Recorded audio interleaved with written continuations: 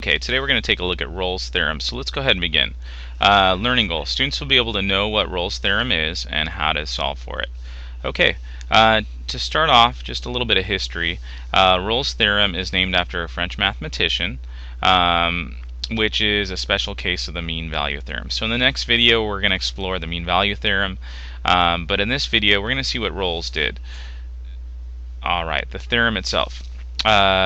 Number one, basically, let f be continuous on a closed interval. So it's basically going to be a checklist. If it's closed on a or continuous on a closed interval, then you can continue on. So that's number one thing you're going to look for. Number two, and differentiable.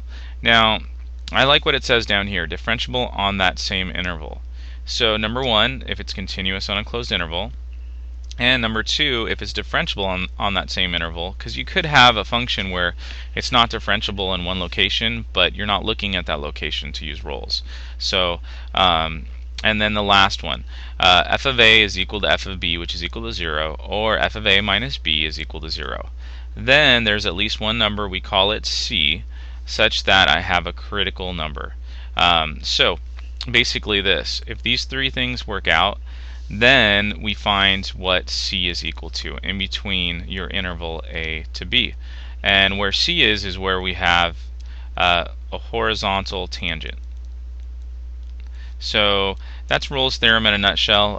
It's actually a lot of fun. It's easy to use, but I think a better picture is definitely needed. So what you have here is this. In this picture, you've got a closed interval. You have a to b, and you also have f of a is equal to f of b, which is equal to 0. So here my heights are, you can see they're 0.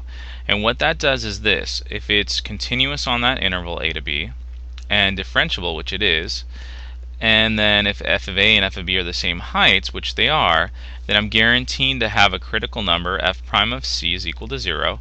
And what you're going to do with Rolle's is find out where that c is. What's your c? Okay. Here's another example. It's definitely Rolle's as well. This case, you have f of a minus f of b is equal to 0. So the height isn't 0 on both of them, but they're both the same. And so closed interval, a to b, continuous on that closed interval, differentiable, you are guaranteed horizontal tangent, and what Rolle's will do is it'll find you that c. Okay. So once again, just to beat a dead horse, it's got to be continuous on a closed interval, differentiable on that same interval, and then f of a is equal to f of b, which is equal to 0. So same heights for my endpoints.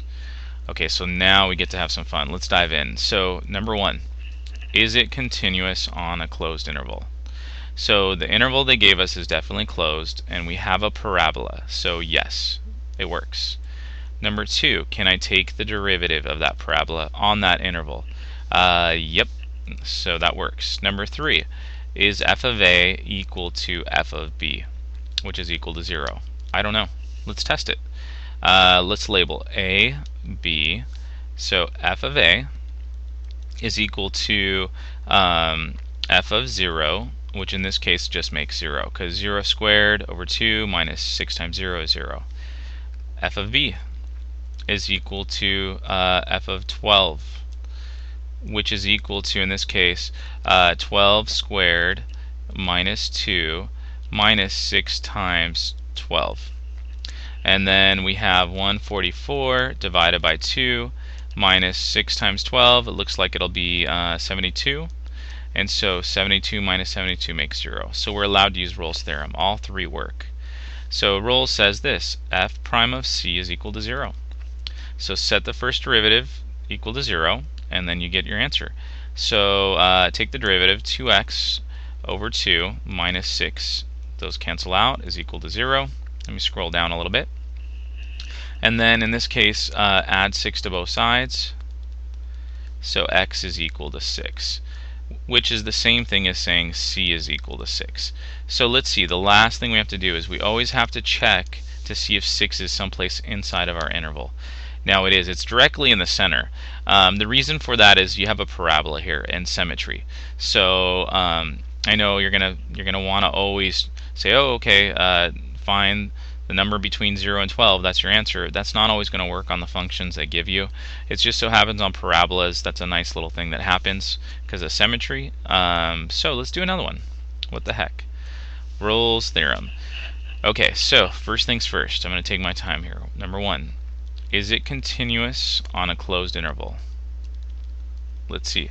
It's a parabola, and there's a closed interval given, so yes. Number two, is it differentiable on that interval? Can I take the derivative? Yep. Number three, is f of a equal to f of b, which is equal to 0? I'm not sure, so let's see. F of a is equal to, okay, I'm going to label this is a, this is b, negative 3, sorry, f of negative 3, which is equal to negative 3 squared minus 9, which makes 9 minus 9, so I get 0. So we're in good shape.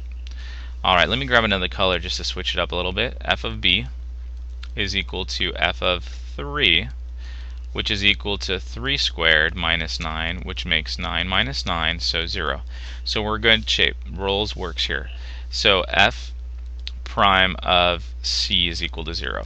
Now you could do this because it's f prime of c. You could say f of c is equal to c squared minus 9. It doesn't really matter. C and x are interchangeable. So take the first derivative. The first derivative would be 2c. Set it equal to 0 is equal to 0. Divide by 2. So c is equal to 0. Now, once again, because it's a parabola, it just so happens to be in the center of the interval given. It's not always going to be that way, but that's your answer. So you have some location where you have a critical number, and we just found it. Okay, this is where we get to slow it down even more. What I want you to do is this. I want you to pause the video, give this a try on your own, and I'm going to stop talking, and then we'll see if you get it right. Okay, let's see how you did. Alright, so number one, it has to be basically this. Has to be continuous on a closed interval. And it is. It's a parabola. Number two, it has to be differentiable. Yep. Number three, f of a has to equal f of b, which has to equal to 0. Well, let's see. I'm not sure. F of a is equal to, okay, this is a, this is b. F of 2, which is equal to 2 squared minus 8 times 2 minus, or plus 12. So you get 4 minus 16 plus 12. That definitely makes 0. Okay, the next one. Let me grab a different color. F of b is equal to f of 6, which is 6 squared minus 8 times 6 plus 12. We get 36 minus 48 plus 12, and we definitely get 0. So this third case works out. So f prime of c is equal to 0. Take the first derivative, you get 2x minus 8 is equal to 0, and solve. So I'm running out of room here, so I'm going to take this right here down here, and so if I add 8 to both sides, I get 2x is equal to 8. Divide by 2, x is equal to 4. Now last but not least, we have to check that it's inside the interval. Yep, 4 is between 2 and 6, so we're in good shape. Okay, I hope you enjoyed.